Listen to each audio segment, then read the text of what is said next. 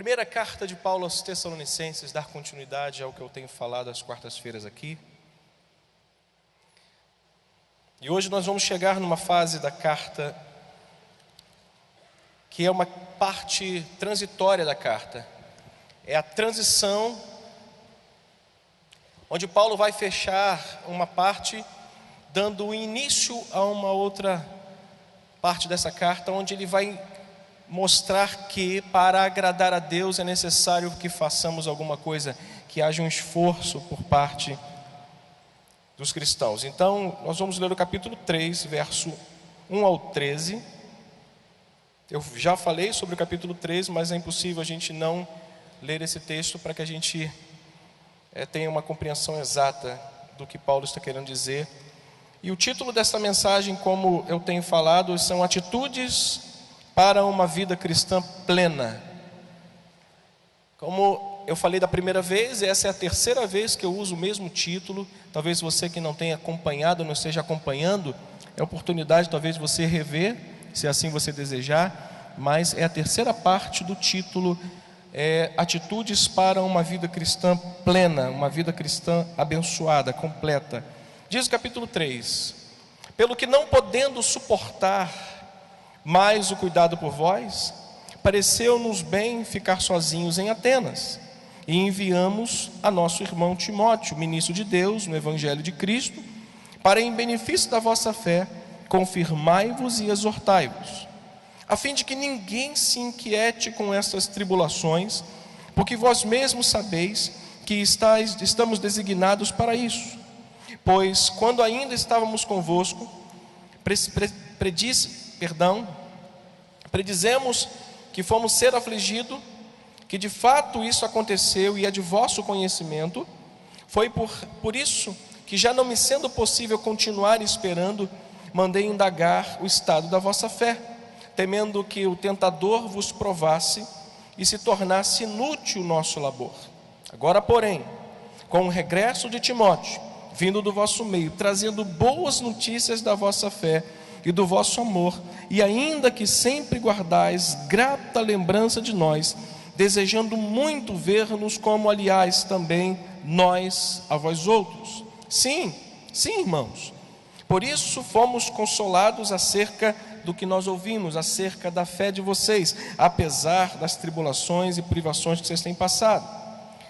Porque agora vivemos, se é que estáis firmados no Senhor, pois que ações de graças podemos tributar a Deus no tocante a vós outros, por toda a alegria com que nos regozijamos por vossa causa diante do nosso Deus, orando dia e noite com o máximo de empenho para vos ver pessoalmente e fazer o quê?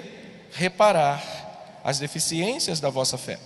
Ora, o nosso mesmo Deus e Pai, Jesus Cristo nosso Senhor, dirija-nos o caminho até vós, e o Senhor vos faça crescer e aumentar no amor uns para com os outros e para com todos, como também nós para convosco, a fim de quê? A fim de que seja o vosso coração confirmado em santidade, isento de culpa na presença do nosso Deus e Pai e na vinda de nosso Senhor Jesus com todos os seus santos. Deus e Pai, essa é a tua palavra. Abençoa-nos no nosso coração tudo o que nós vamos ouvir, e que a tua boa mão, a tua graça esteja estendida sobre nós nessa hora, em nome de Jesus, amém. Ocupe o seu lugar, por favor. Como eu havia dito, a carta chega num momento crucial. É um momento em que a gente pode entender como uma transição, onde a partir do capítulo 4 da primeira carta aos Tessalonicenses, Paulo vai chamar a atenção para o nosso dever de agradarmos a Deus. Então vai chamar a atenção a esses irmãos de Tessalônica para a necessidade de eles estarem caminhando, confirmando a vida deles em santidade, em obediência na palavra de Deus, a fim de agradar a Deus. O objetivo de Paulo em instruir era levar aqueles crentes sempre ao agradar a Deus, a estar na presença de Deus e glorificar a Deus com a sua vida. Há semanas atrás eu mencionava sobre a chegada de Paulo a Tessalônica. Foi uma chegada rápida, assim como foi a mensagem, No entanto, a mensagem como fora pregada, a maneira como Paulo chega na cidade e prega a mensagem, e aqueles irmãos de Tessalônica ouvem a mensagem, recebem a mensagem, eles se apropriam da mensagem e eles aplicam essa mensagem. De maneira que Paulo, quando não pode mais ir ter com eles, por alguns impedimentos que a Bíblia não comenta, e acho que nenhum comentarista tem talvez autoridade para dizer o que foi, simplesmente não teve condição de ir a Tessalônica, Paulo envia Timóteo. Chegamos no capítulo 3.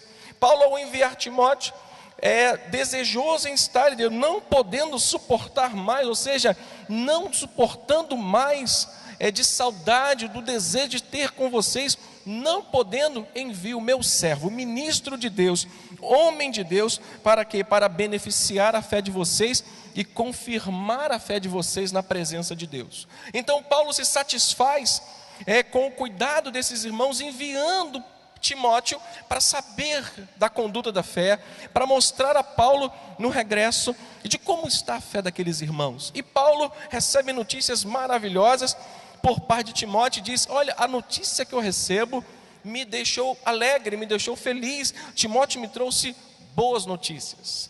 Timóteo me trouxe notícias que me deixaram extremamente consolados, confortados no meu coração, pelo fato de saber que vocês receberam a palavra de Deus e não jogaram ela fora. Agora nós vamos chegar num ponto onde Paulo percebe que a fé daqueles irmãos, por mais que ela tivesse crescido, por mais que Paulo tivesse feito com que eles andassem agora pela fé, Paulo, por mais que visse que agora eles podiam ficar de pé, porque o desejo de Paulo não era só fazê-los andar, Paulo queria que eles se mantivessem de pé. Paulo queria que aquela igreja não mais ficasse dependendo de escoras, de pessoas para tentar dizer para eles o que a própria palavra de Deus no coração deles iria fazer com que eles amadurecessem na fé e eles pudessem não só andar, mas se manterem de pé em meio às tribulações que essa igreja vivia na época.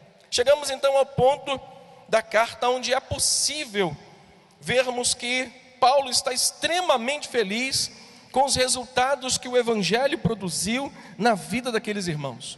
Paulo chega ao ponto de dizer que está confortado, consolado, ou seja, eu estou tranquilo, a minha paz de espírito é que vocês receberam a palavra e essa palavra tem produzido efeito no coração de vocês. O diagnóstico que Paulo faz acerca dessa igreja é que eles estavam muito bem. O diagnóstico é: vocês estão muito bem, eu estou consolado, a palavra fez efeito, vocês receberam, vocês vivem como crentes, vocês acolheram a palavra de maneira especial. Não aprenderam a andar somente, mas vocês aprenderam a ficar de pé no meio das lutas.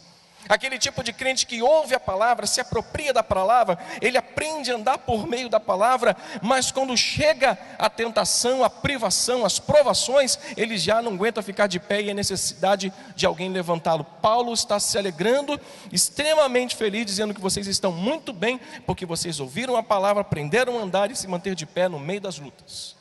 Isso é resultado do Evangelho em nossa vida, quando nós nos apropriamos do Evangelho em nossa vida, quando nós recebemos a palavra, não estamos simplesmente no culto voando, o que está acontecendo, onde é esse livro, se tem na Bíblia, vai lá no índice, mas quando nós ouvimos a palavra e nos apropriamos dessa palavra, dizendo, ela é minha, ela pertence a mim e ninguém vai me roubá-la. Mas eu quero chamar a atenção dos irmãos para uma observação. O diagnóstico que Paulo fez da igreja precisa ser muito bem avaliado por nós dentro de um pensamento. Precisamos avaliar a observação, o diagnóstico que Paulo faz, dizendo, essa igreja está bem, eu estou feliz porque vocês estão muito bem, vocês estão realmente vivendo o que a palavra de Deus disse para vocês, e vocês estão cumprindo ela. Nós precisamos lembrar que na caminhada cristã não há lugar, não pode haver lugar para pensarmos que já estamos prontos, que já estamos fortes e que não dependemos mais de nada. Diga comigo, nós dependemos da graça de Deus. O diagnóstico de Paulo à igreja não pode ser talvez levado em consideração a nossa vida sem esse pensamento, sem essa observação de que na caminhada cristã não pode haver lugar para pensarmos que nós já estamos prontos, porque nós não estamos prontos. Ninguém está pronto para receber uma palavra de adversidade, ninguém está pronto para receber um diagnóstico médico onde vai contrariar o seu coração. Ninguém está tão forte a ponto de pegar 30 anos de trabalho e alguém chega para você, passa lá no departamento pessoal, porque você vai ser mandado embora. Ninguém está pronto, ninguém está preparado para pegar um diagnóstico médico, ninguém está preparado para ouvir do marido e dizer: olha, estou indo embora de casa, não quero mais você. Ninguém está preparado. Por isso essa observação é fundamental. É fundamental porque na caminhada não pode haver lugar para o pensamento de que nós estamos sempre fortes e prontos para enfrentar quaisquer que sejam as dificuldades. Nós precisamos da graça de Deus.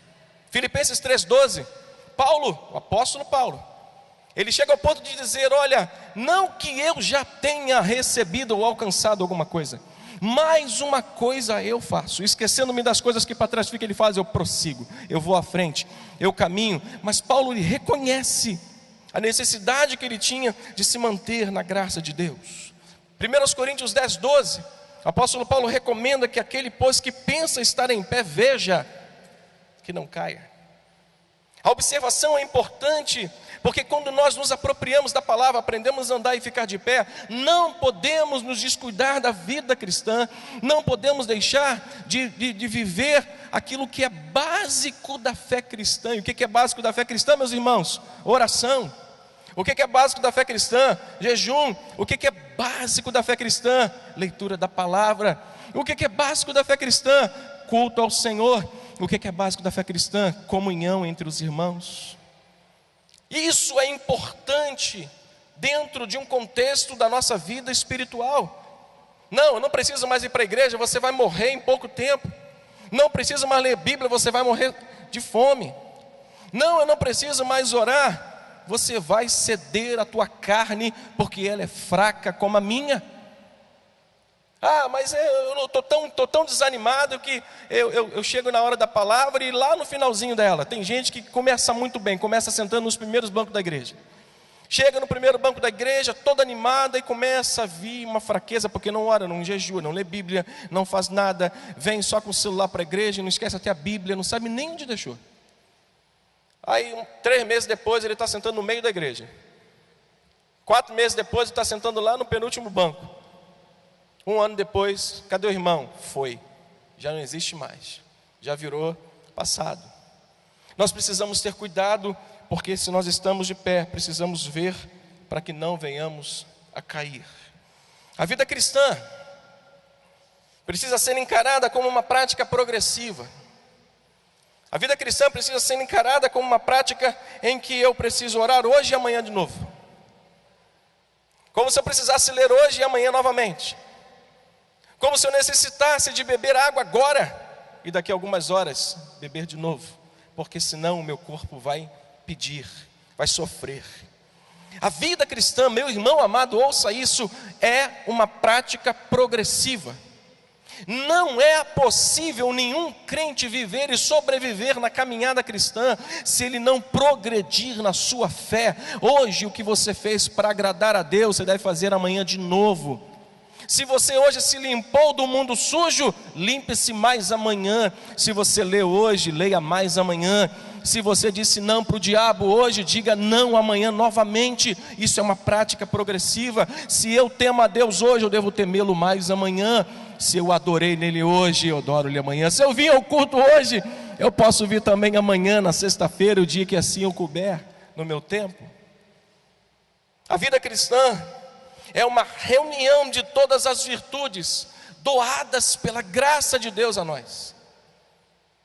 Deus distribuiu virtudes para nós, nos doou virtudes, nos deu pela sua graça todas as virtudes que estão aqui, irmãos, na palavra de Deus. Todas. Para quê? Para que possamos colocá-la em prática, para que ela faça parte do meu progresso espiritual, da minha jornada espiritual. Portanto, a vida cristã é a junção, é a reunião de todas essas virtudes, como disse o apóstolo Pedro na sua segunda epístola. Por favor, dê uma passadinha lá na segunda carta do apóstolo Pedro, capítulo 1. Olha o que disse Pedro a respeito dessa situação. Verso 3, capítulo 1, verso 3 da segunda carta que ele escreve, ele diz: visto como que pelo seu divino poder nos têm sido doadas todas as coisas que conduzem o quê? A vida e a quê? A piedade.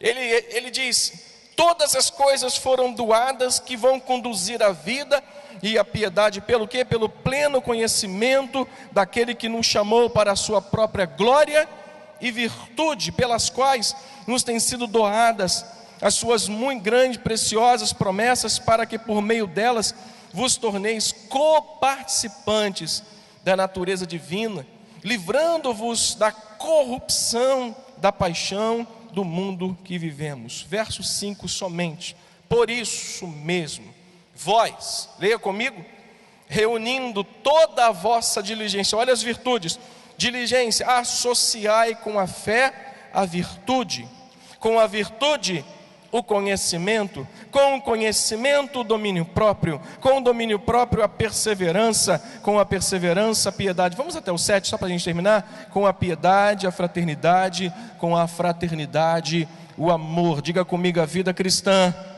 é uma prática progressiva.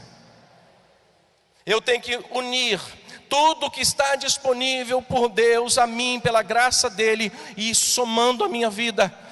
Hoje eu não consigo ter domínio próprio, se esforce para amanhã você ter. Eu não tenho tanto conhecimento, se esforce para que amanhã você busque mais conhecimento e tenha conhecimento de Deus. Eu não tenho tanta sabedoria, peça a Deus que Ele dá liberalmente, como disse Tiago. Paulo era sabedor de que a vida cristã é uma caminhada em progresso, e que sempre nós vamos precisar estar dispostos a dar no outro dia mais um passo. Nós vamos precisar estar dispostos amanhã. Hoje você venceu parte da sua luta, você cumpriu parte do seu chamado. Amanhã você tem que ter disposição para dar o próximo passo. Diga: eu estou disposto. Está fraco demais, e com essa disposição estou até preocupado. Diga: eu estou disposto a dar o próximo passo. Diga glória a Deus. Colossenses 2,6, Paulo vai dizer algo interessante sobre esse processo, esse progresso da fé cristã. Capítulo 2 de Colossenses, versículos 6 e 7 diz assim: ora, como vocês receberam, estou parafraseando, como vocês receberam Cristo Jesus, o Senhor, ele diz: andem agora. Olha como é que é um processo, é um progresso, é uma jornada, é um passo após outro. Assim, quando nós recebemos, agora temos que fazer o quê? Andar nele. Agora o quê? Nele o quê? Radicados, ou seja, enraizados. Eu agora, olhe para mim rapidamente, eu não só recebi o Evangelho, não só recebi Cristo na minha vida, eu não só agora ando com Ele, mas eu estou enraizado nele. É uma prática progressiva. Como é que você enraiza alguma coisa? Como é que você vai querer fruto de uma árvore se você primeiro não cavar um buraco, preparar a terra, cavar lá bem fundo, colocar adubo, plantá-la, regá-la e ficar observando sempre a hora que ela vai começar a brotar, para que ela se torne uma árvore frutífera?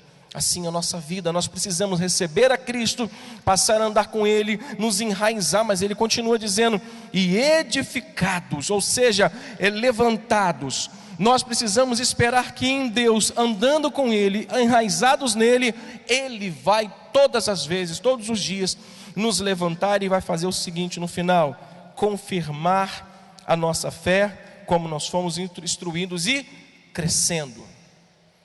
O objetivo de Paulo com essa igreja, como ele estava feliz com a igreja, como ele estava satisfeito com o progresso dela, mas Paulo percebeu que naquela igreja haviam falhas na fé. Quantos aqui podem afirmar ou reconhecer que a sua fé tem falhas? Paulo tinha alegria com aquela igreja. Paulo estava consolado, ele diz: eu estou consolado quanto ao que eu recebi de Timóteo, mas eu oro, porque eu não posso estar aí. Paulo disse: eu não posso estar com vocês, algo me impede de estar aí, mas uma coisa eu faço, eu oro noite e dia.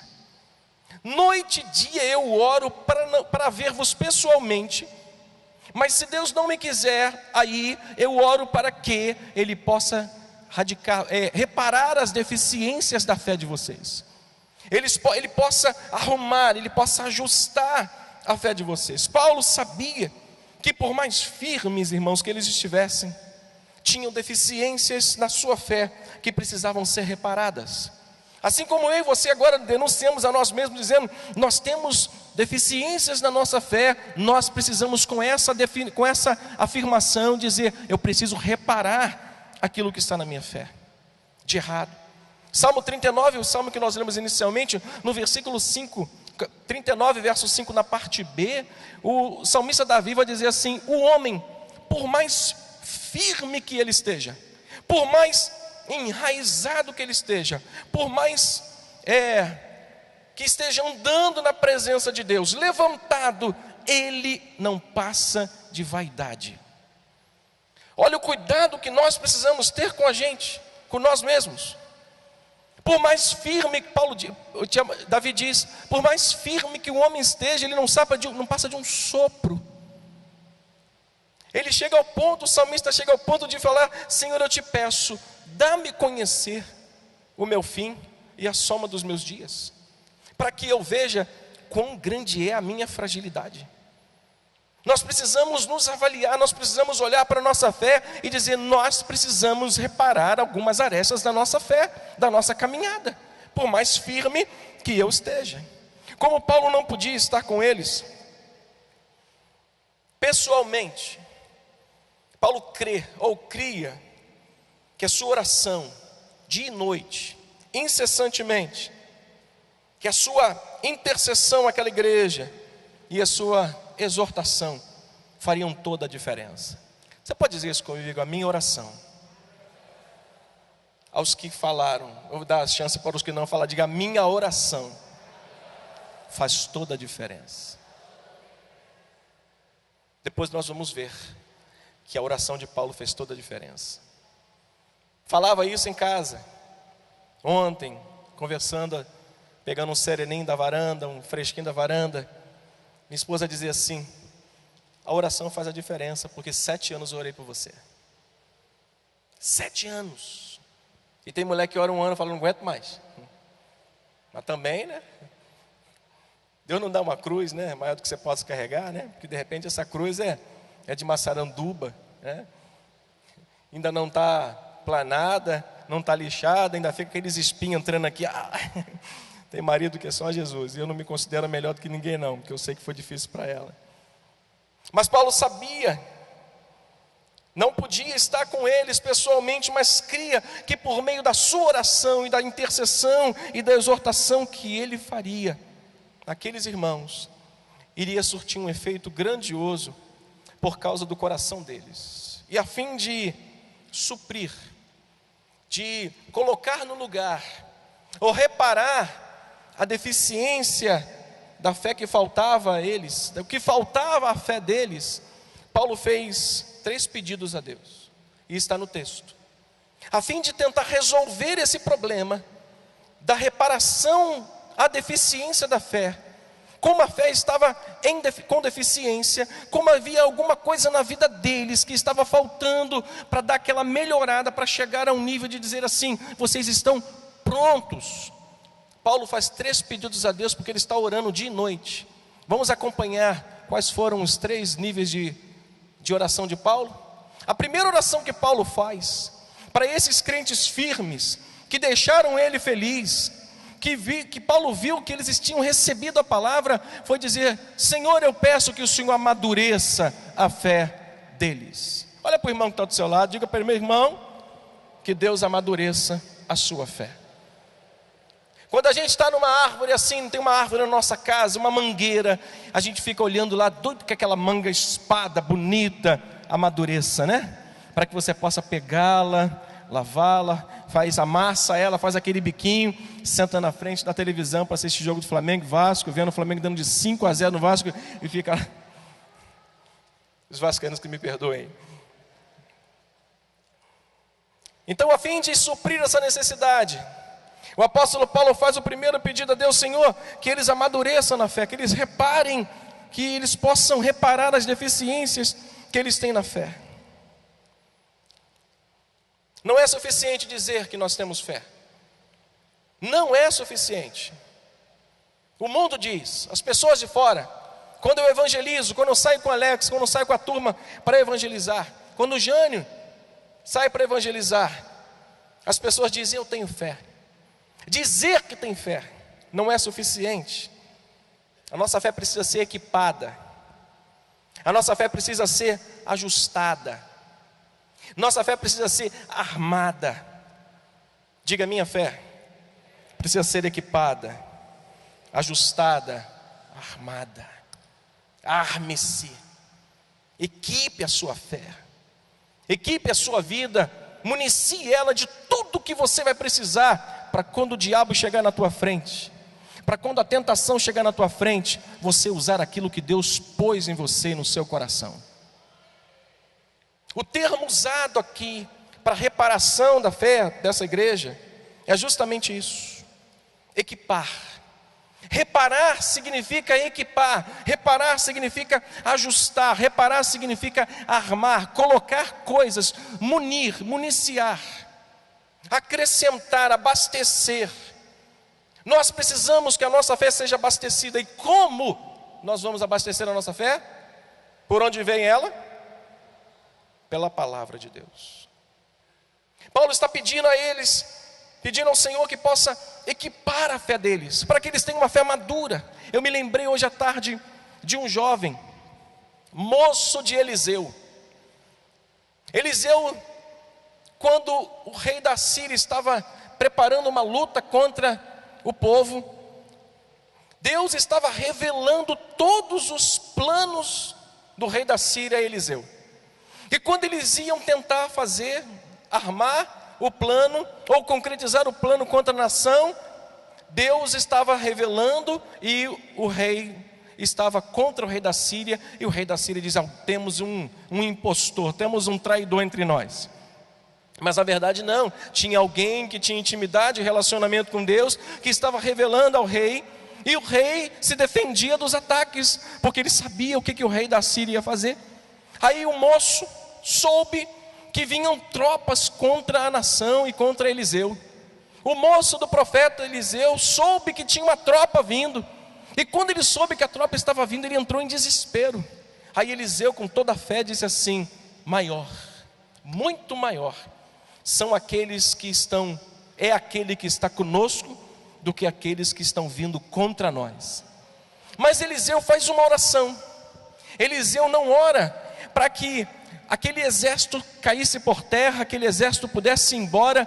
Não, ele ora para que a fé daquele rapaz fosse equipada. Sabe como é que ele faz a oração? Senhor, que tu abras os olhos dele para que ele veja. Nós precisamos equipar a nossa fé. Nós precisamos equipar, ajustar, armar a nossa fé, pedindo: Senhor, abra os meus olhos. Diga comigo: abra os meus olhos, para que eu veja. Está diante de nós às vezes uma dificuldade, um problema, e com os olhos espirituais fechados, nós vamos ver como um problema. Com os olhos espirituais abertos, nós vamos ver como bênção de Deus, como oportunidade de crescermos e glorificarmos a Deus. Problemas podem vir, mas com ele vem a provisão de Deus. Problemas podem surgir, mas com ele vem alguma coisa que Deus vai fazer com que por meio dela você seja equipado e fortalecido na sua jornada. Abra os olhos, não destrua o exército não, abra os olhos do moço para que ele possa enxergar. Essa foi a oração de Eliseu para aquele moço. Quer um outro exemplo? Abraão precisou de fé para sair de uma terra que estava muito confortável. Precisou de fé para chegar ao ponto de dizer assim: Senhor, é isso que o Senhor quer, então eu vou sair. E ele sai e vai para a terra que ainda não conhecia. mas precisou equipar a sua fé no primeiro problema que enfrentou na terra estranha. Qual foi? A fome. Equipe a sua fé, amadureça a sua fé. Não seja como meninos agitados andando de um lado para o outro. Ora você está na presença de Deus aqui na igreja ouvindo a palavra, ora você está dizendo assim: preciso procurar uma campanha de oração, uma irmã que é raio-x de Jeová, que vai me revelar, esquadrinhar a minha vida, vai dizer o meu passado, o meu presente, o meu futuro. Minha filha, isso não é de Deus, isso é macumba.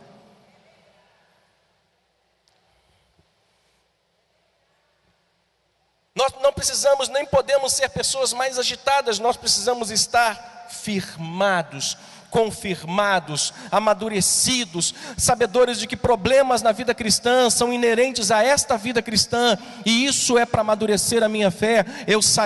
Eu encontrei fome. Abraão saiu e encontrou fome, mas Deus equipou a fé de Abraão a cada passo que ele dava, irmãos. A cada passo que Abraão dava, Deus permitiu que ele passasse por experiências que o fez confiar no Senhor e crescer na sua fé.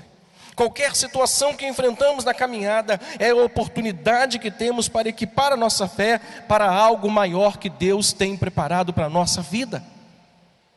Você entendeu? Você pode dizer amém? Cada problema, situação que enfrentamos na nossa caminhada é uma oportunidade que temos para equipar a nossa fé para algo maior que Deus tem determinado para a nossa vida. E ele faz a segunda oração. E a segunda oração, um lenço é para o olho, outro bem dividido, tudo embaçado, mas vou chegar lá. O segundo pedido de Paulo não é só para que eles amadureçam na fé, mas que eles cresçam no amor fraternal. Se tem um negócio chato de falar na pregação, é amor fraternal. Mas algo extremamente importante para a igreja. Hoje tem uma frase que todos estão usando: hashtag junto somos mais. Ixi, a frase que todos estão usando aí, hashtag juntos somos mais fortes. Já ouviu essa frase? O político tem usado direto por aí.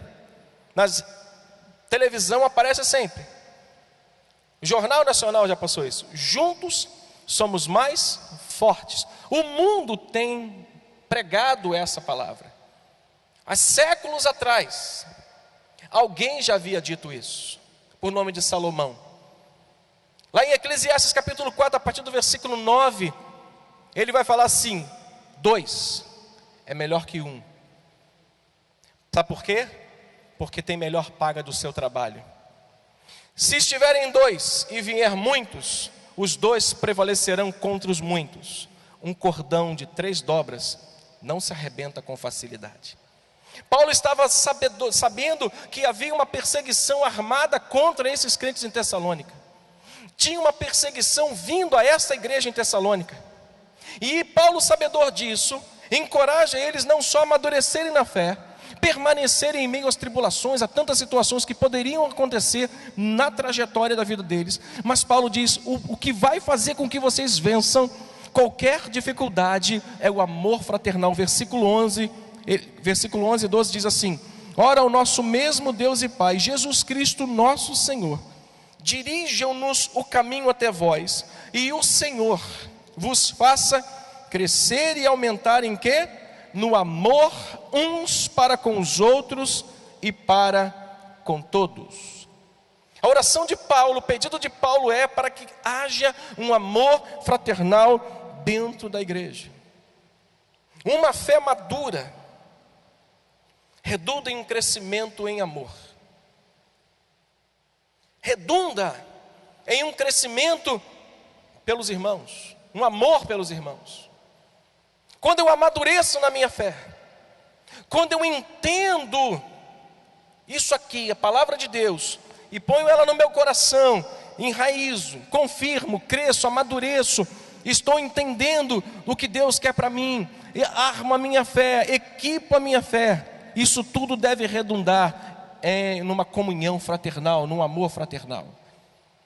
Paulo está simplesmente dizendo E pedindo exatamente, à medida que vocês crescem na fé, cresçam também no amor fraternal, porque isso vai fazer com que vocês vençam as dificuldades. Havia essa possibilidade de luta, e geralmente em tempos de luta, nós nos tornamos pessoas egoístas.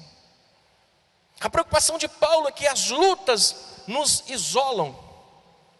Quando nós estamos bem, estamos na igreja com um sorriso aberto. Quando nós estamos bem, estamos na igreja dizendo está tudo bem com você. Quando nós estamos passando por lutas, geralmente, não digo na totalidade, mas geralmente as pessoas, elas se amuam. Elas ficam abaixadas, abaixam a cabeça, elas não querem saber de nada, muito menos ajudar alguém. Então, à medida que a fé deles iam amadurecendo, o amor fraternal deles deveriam também amadurecendo. As diferenças, as divisões não podiam mais existir, porque crente maduro não tem divisão dentro da igreja. Crente maduro não tem partido dentro da igreja. Crente espiritual não tem partido dentro da igreja. Paulo combateu isso na igreja em Corinto. Aqui não tem ninguém que é de Paulo, aqui não tem ninguém que é de Pedro, aqui não tem ninguém que é de Apolo, aqui não tem ninguém que fala que é de Cristo, que eram os piores da época lá. Aqui somos todos de Cristo. Uma igreja madura, espiritual, é uma igreja que ela vive em comunhão. E quando as guerras chegam, quando esses principados se levantam contra o município, a igreja levanta a mão unida e diz: em nome de Jesus, cai por terra, e o principado cai. Quando a igreja está unânime e unida em oração, maduro na fé, não há principado e potestade que resistam à igreja avançar. Não há. Esse é o tema mais importante para a igreja em tempos de tribulação: amor fraternal. Esse é o tema mais importante em tempos de tribulação. Atos 12:5. Não abra não. Pedro está preso e a igreja em oração. O que acontece? Alguém visita o cárcere, vai lá, e Pedro vê as portas automaticamente sendo abertas. Quando você estiver na luta, saiba que tem gente orando pela sua vida. Sabe, quando você estiver passando por tribulações, há um corpo aqui maduro, buscando a face de Deus, dizendo: Senhor, tem misericórdia dos teus filhos. E para provar aos irmãos que a nossa oração tem efeito, ao final nós vamos ler um texto em que tudo que Paulo pedira a Cristo, Deus confirmou. Tudo.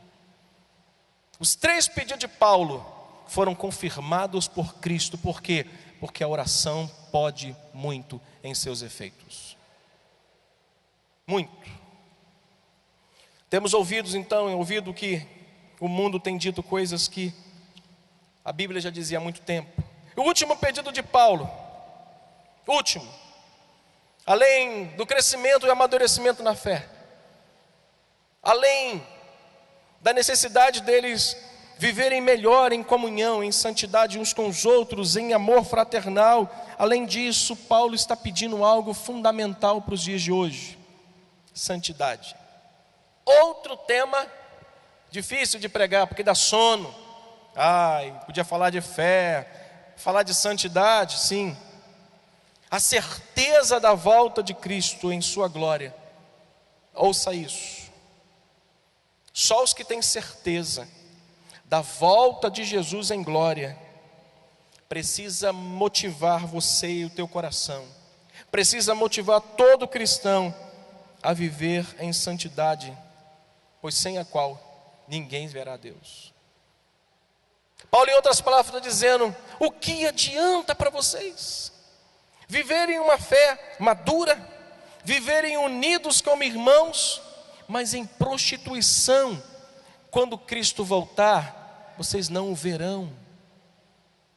Não adianta nada não se abalar com as tribulações. Não adianta nada chegar na igreja e beijar 580 pessoas, dizer eu te amo em Jesus Cristo, e quando sai da igreja, vive pior do que mundanos, vive pior do que pessoas do mundo. Paulo está preocupado em equipar essa igreja em ajustar a fé desta igreja de maneira que eles possam amadurecer na fé, viverem como irmãos e em santidade, porque sem a qual eles não veriam a Deus. Para Paulo, irmãos, esse era um tema tão importante, em que ele empenhava dia e noite a sua oração. Eu oro para que vocês amadureçam. Irmãos, uma igreja madura não dá trabalho para os seus pastores. Tem crente que aparece com cada uma, cheio de ideia na cabeça, mirabolante. Pastor, fui num congresso, recebi uma porção de Deus, o senhor precisa fazer isso, eu tenho que falar com o bispo tem que mudar aqui, fazer aquilo outro e tal. E esse irmão, ele tá tão bem, ele tá voando tão alto, que ele entra na igreja por cima dos bancos. Um sorriso aqui, 3 meses depois, fraco. Sabe por quê? Não enraiza a sua fé, fica atrás de boas mensagens, de comentários, de movimentos, mas não enraizam a sua vida. Nós pedimos a Deus que amadureça a fé dos irmãos. Não é porque a gente quer boa vida não, irmãos. Sabe por quê? Porque quando os irmãos são maduros, isso é resultado do evangelho que é pregado nesse púlpito e é recolhido pelos irmãos aí. E por fim, 2 Tessalonicenses, capítulo 1. Mais uma vez, Paulo orou por aquela igreja, e a oração faz toda a diferença, Mar. José, a oração faz toda a diferença. Diga comigo, a minha oração faz toda a diferença. Capítulo 1, versículo 3, leia comigo por gentileza. Irmãos, cumpre-nos dar o quê? Sempre graças a Deus, no tocante a vós outros, como é justo, pois a vossa fé cresce sobremaneira. Louvado seja o nome do Senhor. E o vosso mútuo amor de uns para com os outros vai aumentando, a tal ponto que nós mesmos nos gloriamos de vós nas igrejas de Deus, à vista da vossa constância e fé em todas as perseguições e nas tribulações que vocês estão enfrentando. A minha oração, a tua oração tem efeito para a glória de Deus.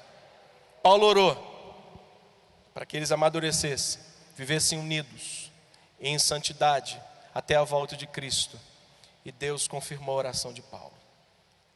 É um texto que nos dá tão abrangente para a nossa vida, que nos faz aplicar em tantas áreas da nossa vida.